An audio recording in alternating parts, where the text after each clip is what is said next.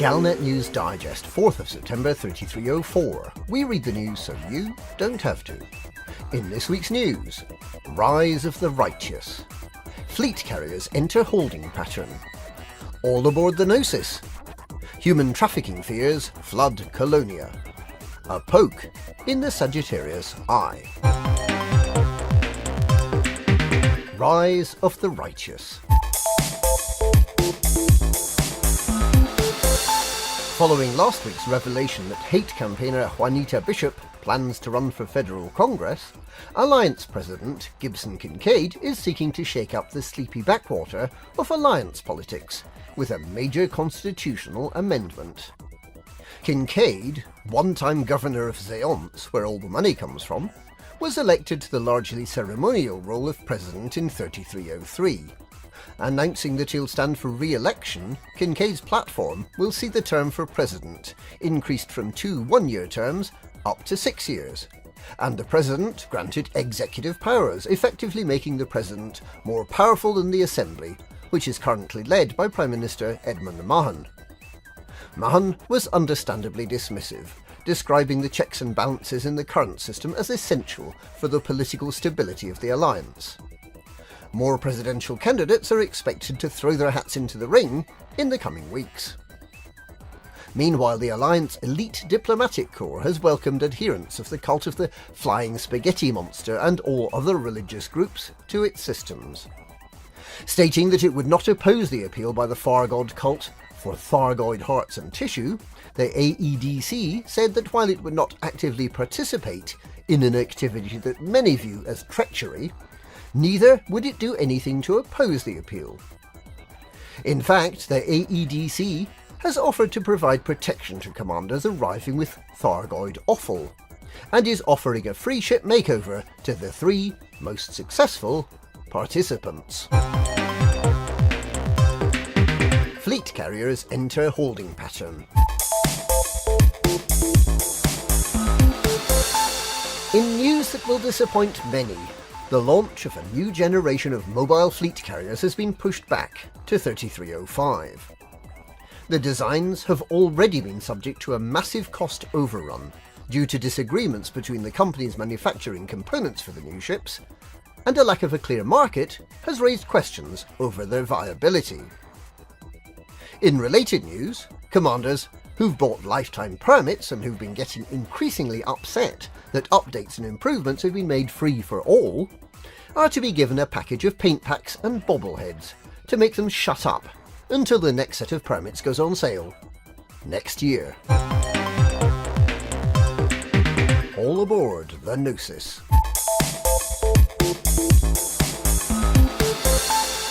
Canon Interstellar has reiterated its intention to jump to the Cone sector on schedule this Thursday, despite speculation by the Pilots Federation that there may be a significant Thargoid presence in the destination system, and despite the permit locking of all the Cone sector systems, also allegedly by the Pilots Federation.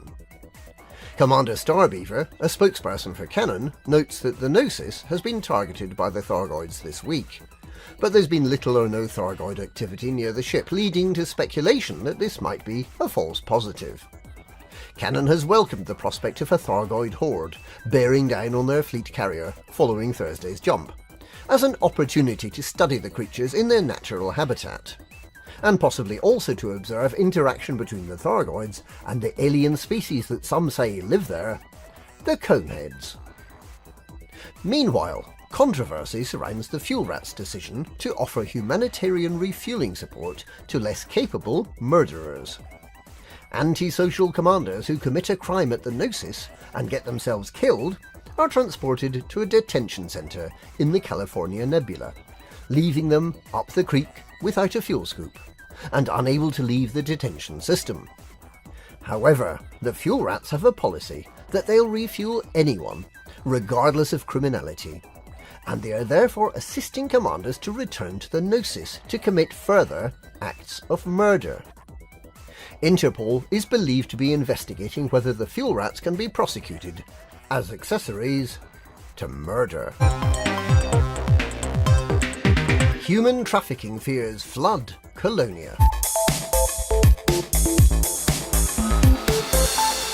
fear has been expressed this week that one of the new engineers in the Colonia region may be a front for a people smuggling operation. Etienne Dorn, an expert in sensors, scanners and high-energy weaponry, became known to the galactic community last week, along with fellow engineers Petra Olmanova, Marsha Hicks and Mel Brandon. But what makes Etienne Dorn different is that he's been refusing to do business until provided with 25 occupied escape pods. Just what Dorn wants to do with hundreds of cryogenically preserved humans is unclear. He might be using them to create an army of cyborgs. He might be selling them to the Thargoids. He might be experimenting on them. It might be something a little bit kinky. Whatever it is, it seems likely to be at best unsavoury, and at worst downright illegal. Commanders in Colonia, both of them, are warned to have no dealings with this disreputable character. A poke in the Sagittarius Eye.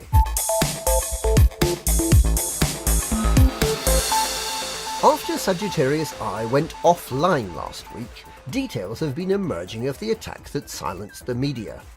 Sagittarius Eye, which is based in Lave Station in the Lave system, claims that it was bombed by Thargoid sensors, hidden in a consignment of printer cartridges, by an organisation calling itself Alchemy Den, which is calling for greater unity amongst factions in the face of the alien threat, calling for us to put aside our differences and to work together, rather than, in the words of the organisation, having tantrums in a sandbox. It's unclear how attacking a centre for journalism will achieve this end. The small number of Sagittarius Eye staff who were in Lave Station at the time of the attack are being treated for smoke inhalation. Sagittarius Eye has committed to trying to remain on the air, and is using a loaned Type 10 Defender and an emergency mobile comm array, while remaining constantly on the move to avoid further attacks by moderate terrorists. And that's this week's Galnet News. Galnet News, we read the news so you don't have to.